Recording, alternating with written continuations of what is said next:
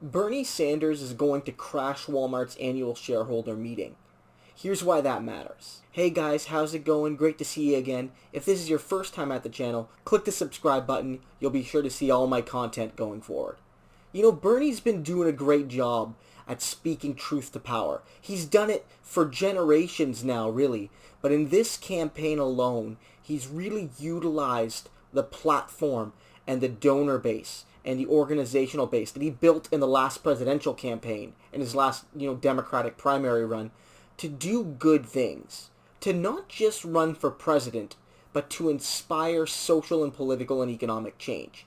Just last week, really, Bernie used his massive database and his massive, roster of donors and volunteers and supporters to help back workers in a fight for better conditions. Bernie is the only president who is using his database not just to perpetuate itself or to help win primary votes, but to support workers when they strike.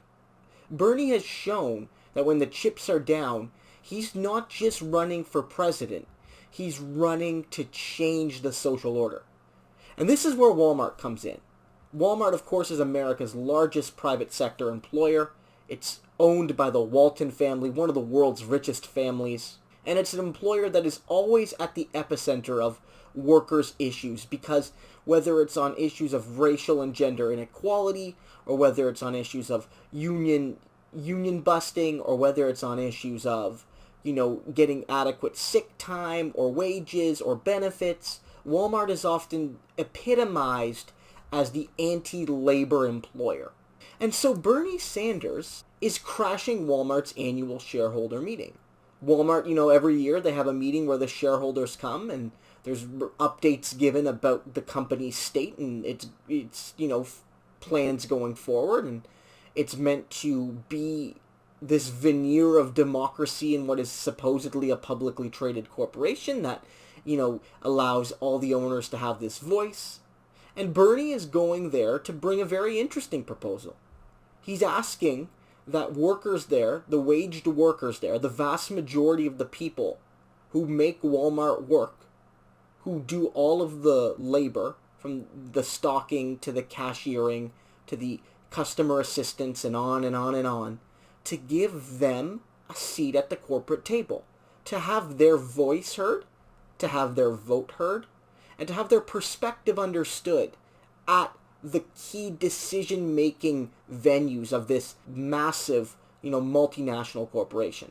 And of course, we know this resolution will not pass. We know that.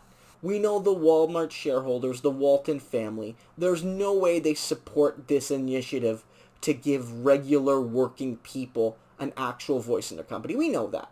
But Bernie bringing this proposal to Walmart into the company's shareholder event, where, things are on the public record and there'll be media there and there'll be interest there, is a brilliant tactic, because it'll force Walmart, its shareholders, to vote down what is in effect an attempt to help democratize that workplace. A lot of us have talked about what democratic socialism means or doesn't mean.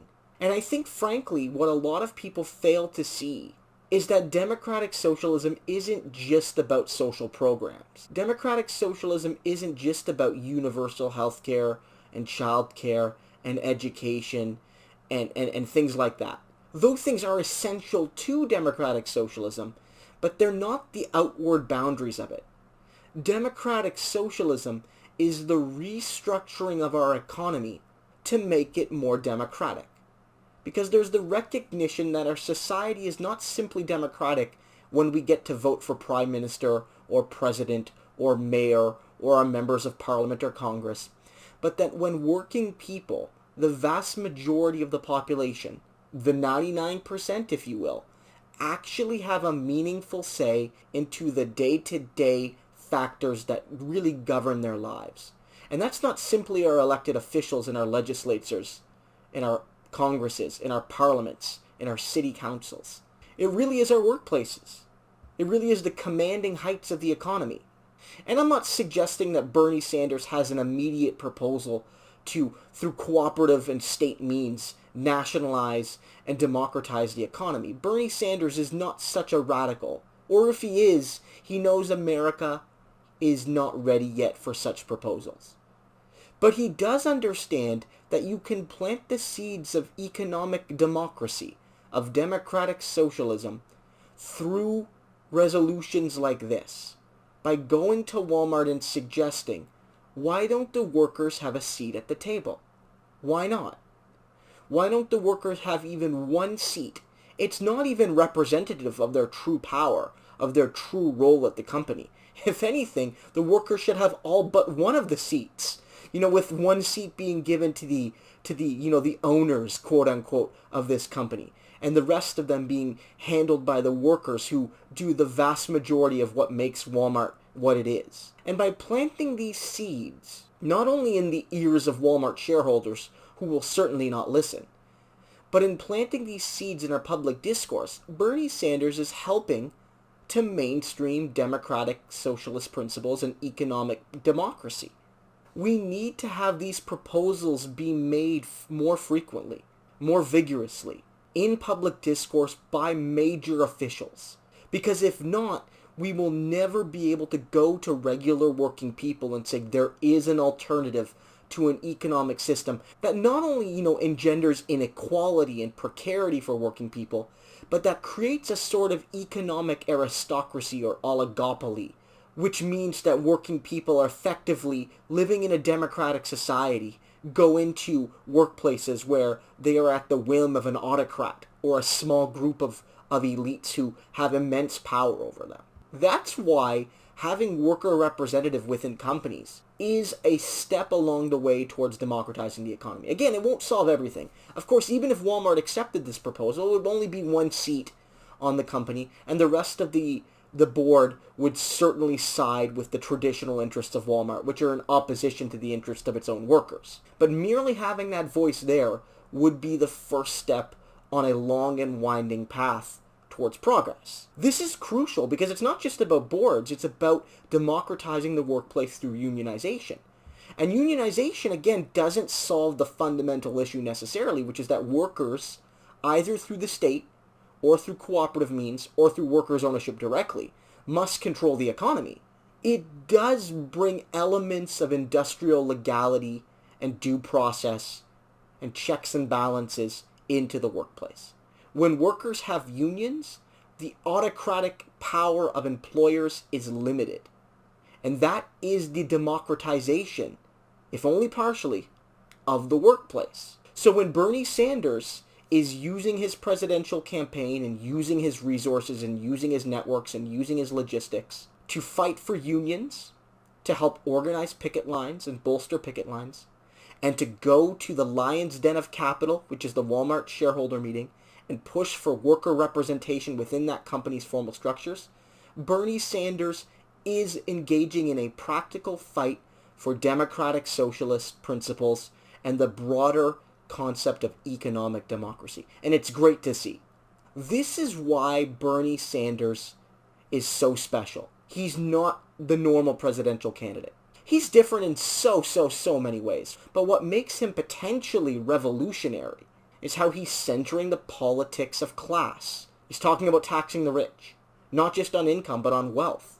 He's talking about putting workers on company boards. He's talking about limiting how companies can act as long as they continue to flout basic labor standards, saying that Walmart shouldn't be allowed to buy back stock unless they are willing to, increase wages.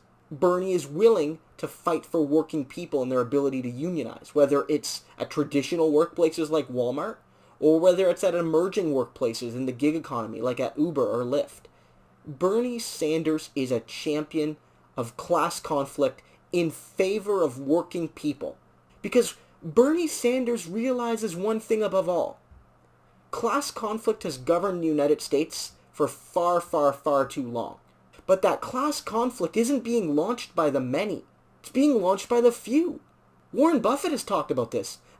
One of the world's richest men, one of the world's investment gurus, who's said multiple times, look, there is class conflict, but it's my class, the 1%, the few, who have been successfully stomping on the necks of working people for generations. So Bernie Sanders has been saying, time's up. Things need to change. This is not a Joe Biden-style campaign where we can all sing Kumbaya with the elite who have for so long gotten away like gangbusters. There is no Kumbaya moment here. There's a reckoning. That reckoning is going to come from the fact that the rich need to pay their fair share, and not only that, but the rich need to cede some of the disproportionate social and political and economic power they have over society. So I'm here all day for Bernie's program. Not only the policies he has, but the vision he has for politics. That he is fighting a class war for working people, not against them. That he is going to push for economic democracy by challenging directly the autocratic policies of companies like Walmart. And that he is going to use his infrastructure and his resources to fight with working people and their organizations to help unions as they strike and bargain collectively and picket. This is why he should be America's next president. And this is why, if he wins, he will be the first president in American history truly on the side of working people. So guys, I hope you enjoyed this video. If you did, I would really appreciate it if you liked, commented, and subscribed. It really helps to spread this channel's message, to help get this idea out there that Bernie Sanders is offering a distinct alternative, not only to policy, but to politics. And if you can, if you have the ability and the means and the desire, I would really appreciate your support on Patreon. It helps me produce more content, and it helps me improve the quality of the content. So if you have the ability to do so, I'll leave the Patreon link in the comments. Have a great one, guys, and I'll see you next time.